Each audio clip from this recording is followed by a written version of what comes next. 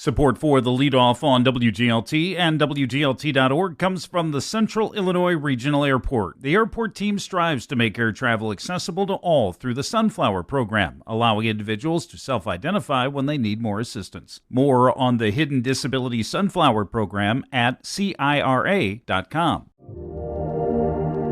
U.S. Senator Tammy Duckworth is slamming Senate Republicans for blocking her fertility bill for a second time. One of the things you need to know to start your day for Wednesday, September 18th. I'm Ryan Denham, and this is WGLT's The Leadoff. Now let's lead off with that second failed attempt from Senator Tammy Duckworth to pass fertility protections. Here's WGLT's Eric Stock. Illinois Democrat Tammy Duckworth used in vitro fertilization to have her 2 children. She's concerned that a conservative Supreme Court, which struck down Roe v. Wade, could one day strip access to IVF. Senate Republicans blocked Duckworth's Right to IVF Act in June, and they did it again yesterday on a mostly party-line vote. It was never expected to pass. From the Senate floor, Duckworth blamed former President Donald Trump for putting IVF at risk through his Supreme Court appointments. She doesn't buy Trump's words that he's a leader for IVF. Despite the incoherent, delusional, and frankly embarrassing ramblings that came out of his mouth last week, the reality is that he is the reason that IVF is at risk in the first place. That audio courtesy of C-SPAN, Trump has said he would require private insurers or the government to pay for IVF coverage if elected. Republicans largely dismissed Duckworth's bill as a political stunt and say they aren't trying to take away fertility rights. Duckworth says she hopes Republicans pay a political price. And I think they will, because I think the majority of Americans support this. I think the majority of Americans think that people should be able to start their families using assistive reproductive technologies if they want to. Duckworth's bill gained steam among Democrats after the Alabama Supreme Court ruled earlier this year that embryos are children. For the Leadoff, I'm Eric Stock. Here's some other stories we're following in the WGLT newsroom. Bloomington's water department is making adjustments and forging ahead on improvements as the summer winds down. Water Director Ed Andrews says the city is adjusting the balance of Bloomington's lake water sources for the best taste and odor for residents. Rory Roberge, who serves on the McLean County Regional Planning Commission, is seeking a seat on the Normal Town Council in the spring election. He says he plans to campaign on mental health. REO Speedwagon's November 9th stop in Bloomington is likely to be their last. The long-running rock band with Central Illinois roots has announced they will cease touring on January 1st of 2025. You can find more on these stories at WGLT.org. Now the executive director of the Midwest Food Bank, there was a time when Mike Swartz thought he'd be buried at the McLean County Fairgrounds. But after 21 years at the helm, Swartz has not only moved on from being the head of the county fair, but also the McLean County Farm Bureau, where he spent 36 years. And while he might have a little fear of missing out come fair time next year, Swartz tells WGLT's Lindsey Jones he has no regrets about the unexpected transition. I was not looking for a job. Midwest Food Bank called me in April and said, hey, listen, we're going to have multiple jobs open. Some of them are nationwide, some of them may be local. Would you be interested in applying for them? So I look at it and say, God opened a door for me. He cracked it. I looked in. I did talk to one of the national board members. I talked to one of the previous executive directors at the facility. Want to know about where are you going? What are your goals? What's the purpose? Lay out the work for me so I have an idea. Do I want to leave a 36-year career with the Farm Bureau that I figured I was going, and the fairgrounds that I thought I was going to finish my career at, and do I want to jump ship?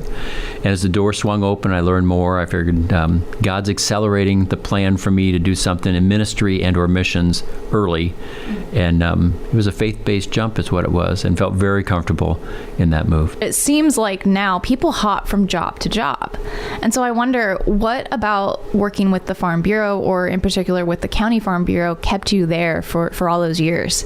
I think if you look at the long tenure of the Farm Bureau, it's over 110 years old as an organization. You don't see that these days, but as a non-for-profit, membership-based organization, there's a purpose for who we are and what we do. And that was all based around agriculture, farmers, and farmland owners. That was our core basis of who we are and why we worked.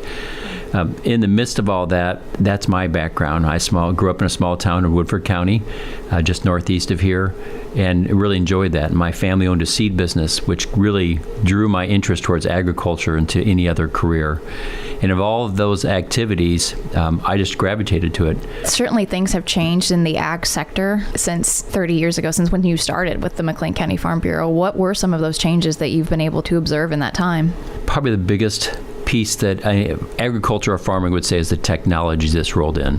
Just a simple piece, when I started over 36 years ago, if I wanted to contact a farmer about an issue that was going to be at our next board meeting, I'd actually have to call the home and hopefully catch the wife at home fixing lunch or supper, and then she'd have to get on a Citizens Band or CB radio and actually call the farmer out in the field and ask the question. And typically the radio is loud enough, I heard the entire answer. She'd get back on the phone and reiterate it to me is what it is. So that's the only way I could reach them. And sometimes I could call for a day or two and not reach anybody because they were so busy from sun up to sun down. These days, though, when I left, oh my gosh, just auto steer. Now the farmer has his hands free, right? He can text me. We can call on the cell phone and just be able to communicate. He might have been on a tablet. He might be looking at a video. He might be looking at different things that benefit his business. All that technology has changed. What are your goals for yourself and for Midwest Food Bank as an organization now that you're the executive director?